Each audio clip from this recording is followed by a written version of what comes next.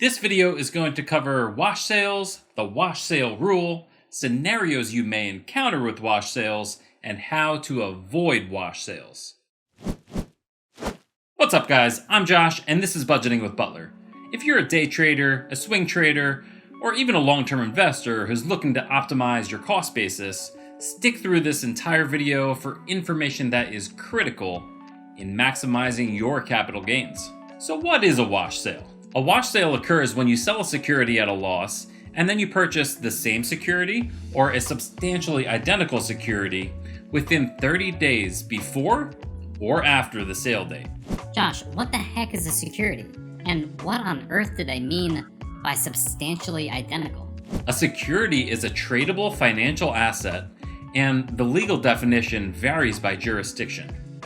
The most common examples of a security are stocks, bonds, preferred shares, and ETFs. An example of substantially identical securities can be seen if we look at Berkshire Hathaway Class A shares versus Berkshire Hathaway Class B shares. So these two shares are viewed as substantially identical by the IRS because these two funds have the same holdings but at different price points. However, if we look at SPY versus VOO, both of these ETFs track the S&P 500, but they're run by different fund managers, have different expense ratios, and may track the S&P 500 using different methods. Because of these differences, the IRS doesn't currently deem these two securities as substantially identical. But this may very well change in the future, especially if funds like these are abused for tax loss harvesting. And always check with a financial professional and use your best judgment when determining whether two securities are substantially identical. So why would someone sell a stock at a loss only to go ahead and repurchase the same stock again within 30 days? Well, people would sell these securities at a loss in order to take advantage of the tax benefits. If they realized their positions were in the red at the end of the year, they could sell their positions and then buy back into them once the new year begins. Now this could be within a matter of days depending on how the calendar year falls. This would enable them to take advantage of the capital loss tax benefits for the prior year, but effectively hold the same securities. Doing so would offset their capital gains by the amount of the capital losses.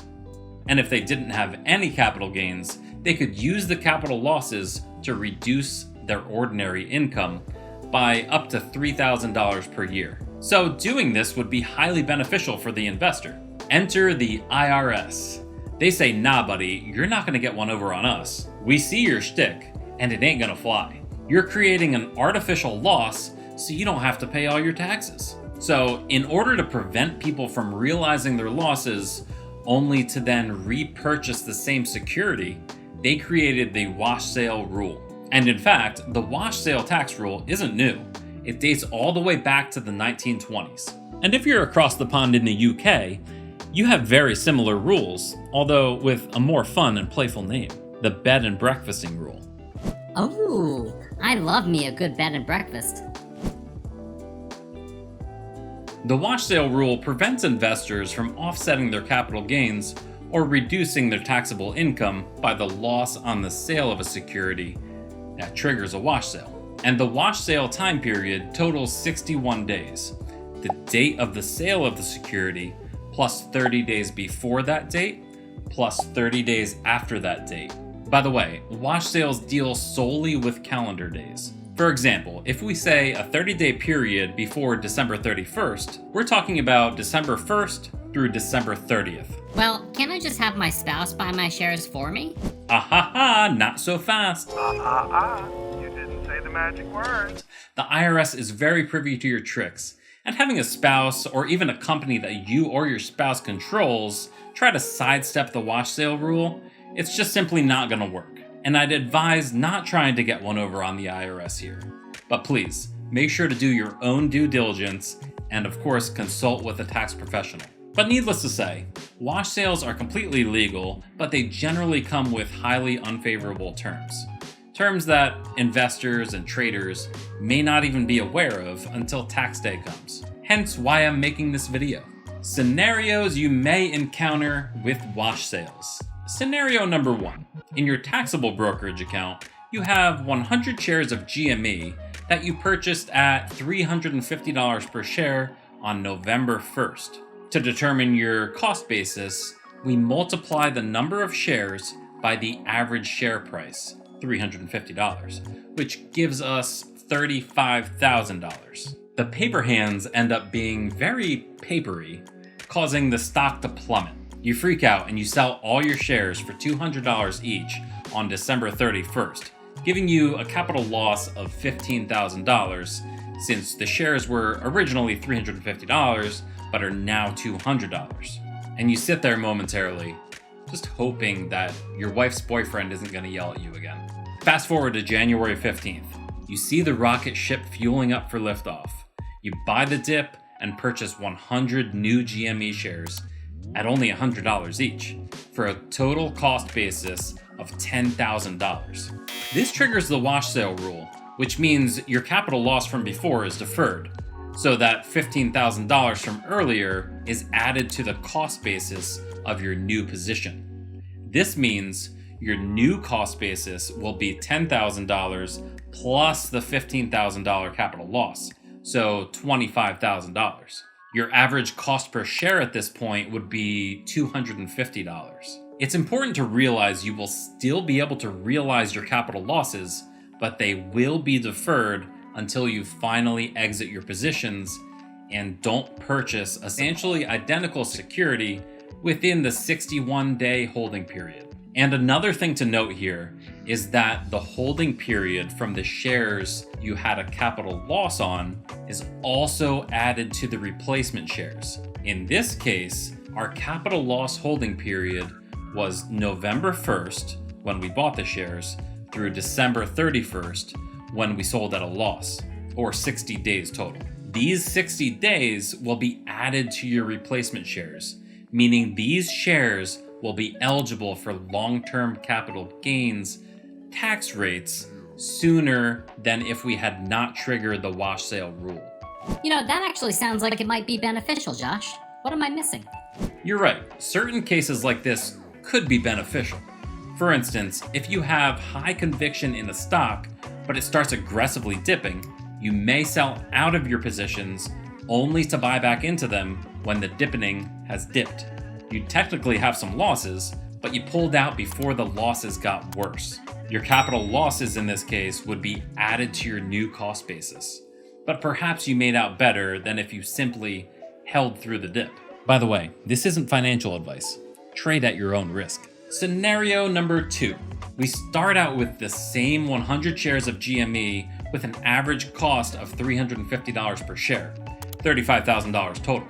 We sell all 100 shares for $200 per share for a $15,000 capital loss on December 31st. This time, however, we wait until January 31st to get back into the GME roller coaster, buying 100 more GME shares at $100 each. Since we waited until we were outside of the 30-day period after the sale of our $15,000 GME loss, we can use that capital loss to offset any capital gains we may have. And if we don't have any capital gains for the year, we can use it to reduce our taxable income up to the maximum of $3,000 per year until the $15,000 capital loss is used up. With all other variables out of the picture, this would take 5 years of $3,000 taxable income deductions. Oh, okay, that sounds pretty straightforward. But what if I bought GME shares on separate days? Scenario number 3. Sure, for simplicity's sake, let's say we purchased 50 shares of GME at $150 per share on November 25th, so $7,500 total, and another 50 shares at $115 per share on November 27th, or $5,750 total. On December 21st, the share price is sitting at $100, and we want to sell out of our $150 shares for whatever reason. We're able to sell out of our shares, but this will trigger a wash sale as we had purchased the same stock within the 30-day period preceding the sale of our $150 shares which resulted in a capital loss of $2,500. This capital loss is deferred and added onto our cost basis for the other 50 shares. So we're left with 50 $115 shares, which have a cost basis of $5,750, which we then add the $2,500 capital loss to, totaling $8,250, or $165 per share. But let's go back, and instead of purchasing 50 shares on November 27th, we only purchased 25. Everything else is the same. We sell the 50 November 25th shares at a capital loss of $2,500. But since we only have 25 substantially identical shares left at this point, we only trigger the wash sale rule for the 25 out of 50 shares we've sold. So in this particular scenario, we can still get the tax benefits of half of our capital loss, or $1,250. The second half of the capital loss is then added to the 25 substantially identical shares we purchased on November 27th. Question for you guys. Have you been burned by wash sales in the past? Let me know down in the comment section below. Scenario number 4. Similar to scenario number 3, we purchased 50 shares of GME at $150 per share on November 25th and an additional 50 shares at $115 per share on November 27th. In this scenario, we decide to sell out of the original 50 shares of GME for $100 per share on December 28th. In this case, the wash sale time frame would be November 28th through December 27th. So we avoid the wash sale rule and are able to use the capital loss of $2,500 against any capital gains, or even against our taxable income. How to avoid wash sales? Avoiding wash sales is quite simple if you're patient. All we have to do is not buy the same or substantially identical securities within the 61-day window of the sale which incurred a capital loss. Remember, this also includes your spouse or a company you or your spouse control, so make sure you're communicating with your partner if you have one. Because if you're both YOLOing into GME, you could be triggering wash sales left and right and have no idea. It's also important to realize that holdings within your IRA and Roth IRA can trigger the wash sale rule if you're trading the same securities in your taxable brokerage accounts. And a key point regarding IRA accounts, whether traditional or Roth, is that if you trigger a wash sale within these types of accounts, the capital loss is gone forever. There is no deferring it. There is no tax benefit. Poof, gone. Now, there are cases where it could be beneficial to sell shares at a loss, even though you know you'll be triggering the wash sale rule. For instance, you can take advantage of capital losses by selling out of your losing position and then re-entering the market in a similar but not substantially identical security. It's very important to get this part right though, so make sure you do your due diligence,